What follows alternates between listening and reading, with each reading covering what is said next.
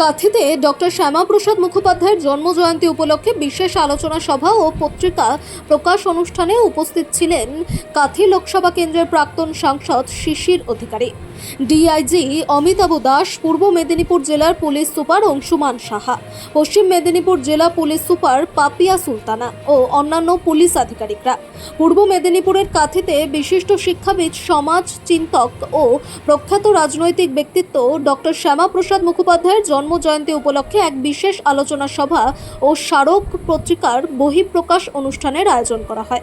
অনুষ্ঠানে পূর্ব ও পশ্চিম মেদিনীপুর জেলার একাধিক পুলিশ আধিকারিক, বিশিষ্টজন, শিক্ষাবিদ, সমাজকর্মী এবং বিভিন্ন স্তরের নাগরিকরা উপস্থিত ছিলেন।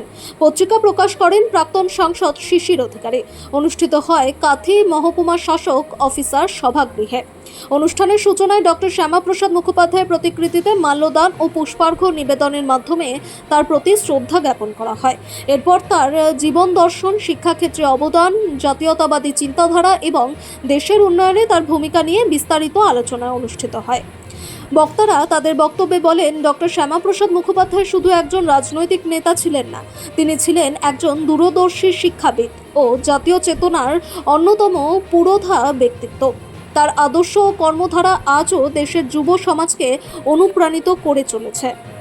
আমরা তো জানি যে শ্যামাপ্রসাদ মুখোপাধ্যায় আমাদের স্বাধীন যে ভারতবর্ষের মধ্যে যে পশ্চিমবঙ্গ, তার রূপকার, এবং সেদিক থেকে দেখতে গেলে আমাদের যে তার 125তম জন্মবার্ষিকী যেটা পালিত হচ্ছে সমস্ত দেশ জুড়ে, সমস্ত রাজ্য জুড়ে, সেখানে আমরাও আমাদের একটা ক্ষুদ্র প্রয়াস আমরা হাত বাড়িয়ে দিয়েছি। একটি বিশেষ সংস্থায় আছে স্পার্ক বলে, শ্যামাপ্রসাদ মুখার্জি ট্রাস্ট।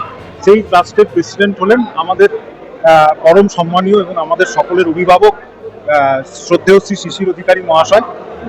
সেই ট্রাস্টের পক্ষ থেকে এবং একটি ম্যাগাজিন প্রকাশিত হয়, সেই ম্যাগাজিনটার নাম হচ্ছে জন্মদিন। তারা প্রত্যেক বছরই প্রায় এই পত্রিকাটি প্রকাশিত করে।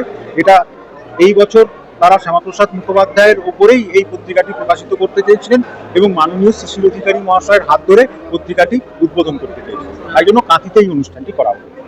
বর্ষিয়ান রাজনৈতিক ব্যক্তিত্ব আর যখন রাজনীতির বহু চড়াই উতরাই তিনি দেখেছেন, তার হাত ধরে এই ধরনের ম্যাগাজিনের উদ্বোধন। দেখুন, আমি আমার বক্তব্যের মাধ্যমে বলেছি ঠিকই, আপনারা যারা কাঁথিবাসী, কাঁথির লোক, আমিও কাঁথি হাই স্কুল, কাঁথি কলেজে পড়াশুনো করেছি, তিনি সকলের ওপরে এবং একটা মহান উচ্চতায় তিনি বসে রয়েছেন। এবং একটা জিনিস কিন্তু লক্ষ্য রেখেছি, কিন্তু কখনোই একটা বিশাল উঁচুতে থাকা মানুষের কত সাধারণ জীবনযাপন দেখে গেছে, যে কোনো মানুষকে তিনি সাহায্যের হাত বাড়িয়ে দিয়েছেন। তার বাড়িতে অগণিত মানুষ এখনো যাতায়াত করে তার কাছে সাহায্য, বিভিন্ন ধরনের সাহায্য পাওয়ার জন্য, এবং তিনি কোনোদিন কোনো জাতি, ধর্ম, বর্ণ, গন্ধ, রং কিচ্ছু দেখেননি। সবাইকে যতটা পেরেছেন তিনি সাহায্য করে গেছেন, সবার বিপদে পাশে দাঁড়িয়েছেন, সবার অনুষ্ঠানে উনি গেছেন।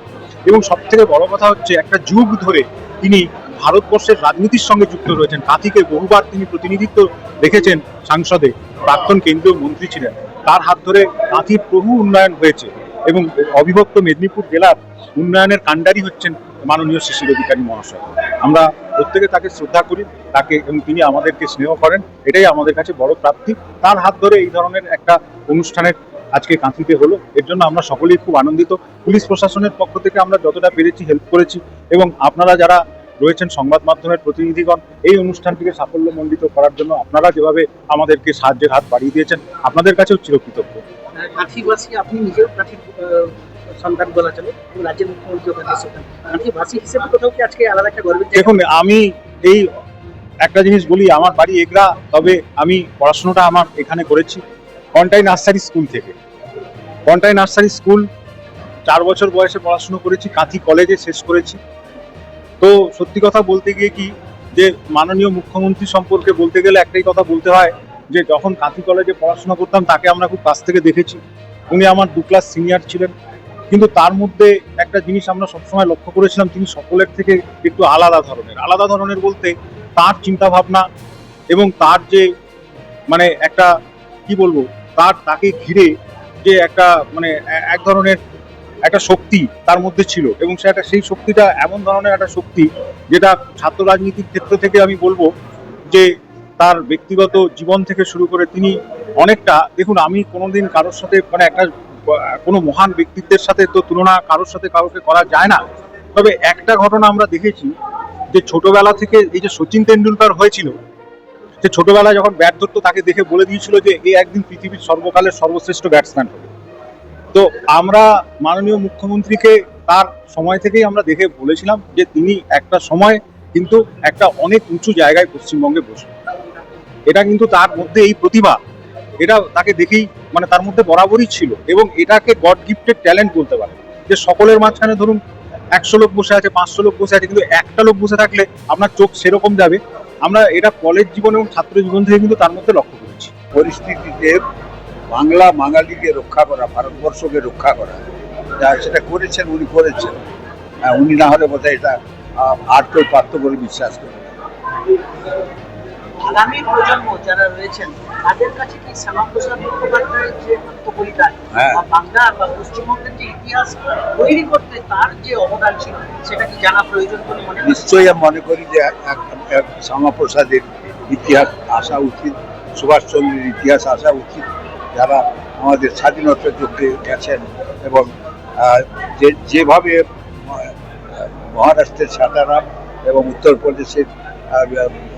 উত্তরপ্রদেশের বালিয়া যেভাবে সুন্দর জায়গায় পৌঁছেছে স্বাধীনতা যুদ্ধ প্রচার সম্পর্কে, তেমনি আমাদের প্রজন্ম, নেক্সট প্রজন্ম আরো শক্তিশালী হবে এই ওদের সম্পর্কে যদি বেশি করে জানতে পারে।